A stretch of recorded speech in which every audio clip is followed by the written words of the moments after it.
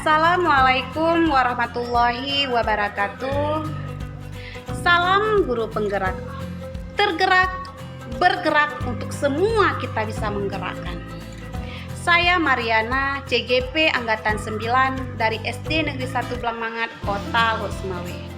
Pada kesempatan kali ini, saya akan memaparkan kesimpulan dan refleksi pada pemikiran Ki Hajar Dewantara.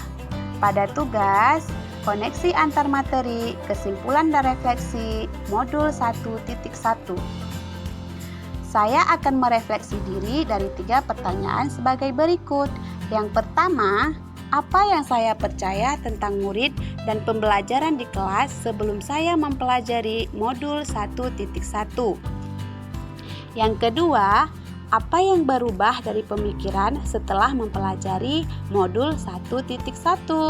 Dan yang ketiga, apa yang dapat saya terapkan lebih baik agar kelas saya mencerminkan pemikiran Ki Hajar Dewantara? Nah, sebelum mempelajari modul 1.1, saya beranggapan bahwa guru bisa menuntut sesuatu dari murid sesuai keinginan gurunya, dan murid merupakan seseorang yang dapat melaksanakan dan mengikuti semua tuntutan yang diperintahkan oleh gurunya. Yang berubah dari pemikiran dan perilaku saya setelah saya mempelajari modul 1.1, di mana anak itu memiliki kodrat alamnya sendiri sesuai kemampuan kodratnya, sehingga setiap anak itu unik dan istimewa, yang memiliki karakter yang berbeda-beda dengan satu dengan yang lainnya. Mereka mempunyai bakat dan kemampuannya sendiri-sendiri sebagai siswa di dalam kelas. Tugas pendidik adalah menuntun mereka agar dapat mengembangkan bakat dan kodrat alam tersebut sesuai dengan kodrat pada zamannya. Sebelum mempelajari modul 1.1, saya juga beranggapan bahwa semua siswa atau murid itu dapat dan harus mengikuti cara belajar dari guru, asal mereka mau memperhatikan gurunya di depan dan rajin mengerjakan tugas yang diberikan oleh guru.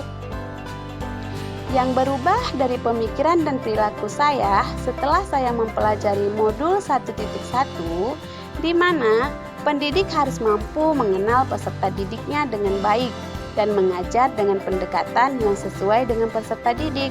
Karena dalam proses pembelajaran, murid sebagai subjek, pendidik harus memfasilitasi belajar peserta didik agar mereka menjadi manusia yang seutuhnya. Sebelum mempelajari modul 1.1, saya juga beranggapan bahwa pembelajaran berpusat pada guru sebagai sumber ilmu.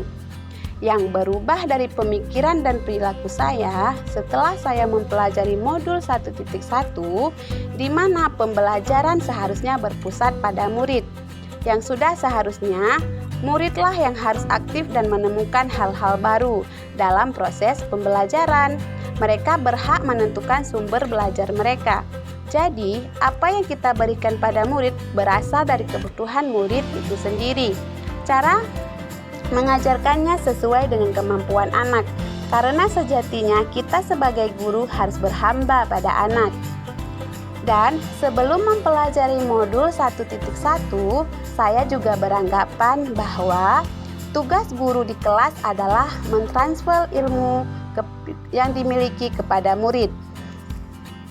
Yang berubah dari pemikiran dan perilaku saya setelah saya mempelajari modul 1.1, tugas guru yang sebenarnya adalah membuat murid memahami pentingnya materi yang dipelajari.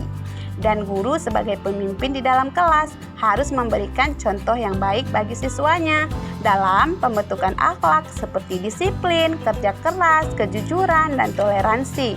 Dan guru harus bisa menjadi panutan yang baik bagi siswanya. Sebelum mempelajari modul 1.1 ini, saya juga beranggapan bahwa di dalam penilaian, guru lebih berfokus pada tingkat pengetahuan siswa saja.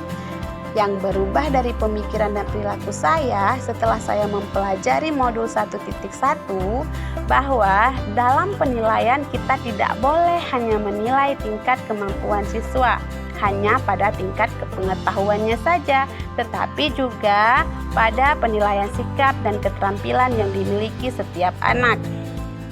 Baiklah, berikut ini ada sebuah video tentang kegiatan pembelajaran sebelum saya mempelajari modul 1.1. Silakan disimak.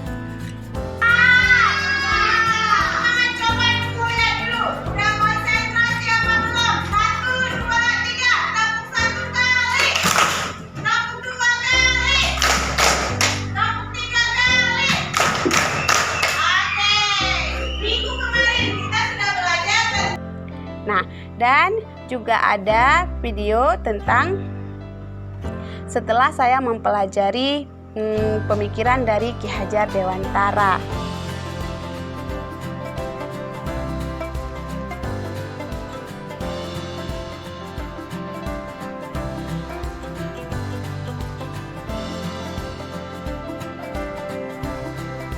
Agar kelas saya mencerminkan pemikiran Ki Hajar Dewantara, penerapan yang segera akan saya lakukan di kelas adalah sebagai berikut.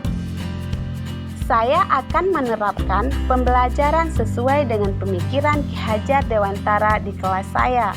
Hal pertama yang akan saya lakukan yaitu membuat kesepakatan kelas dengan siswa tentang bagaimana pembelajaran akan dilaksanakan.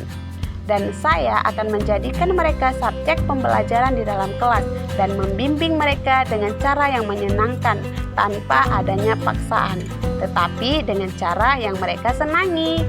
Sekian, Assalamualaikum warahmatullahi wabarakatuh.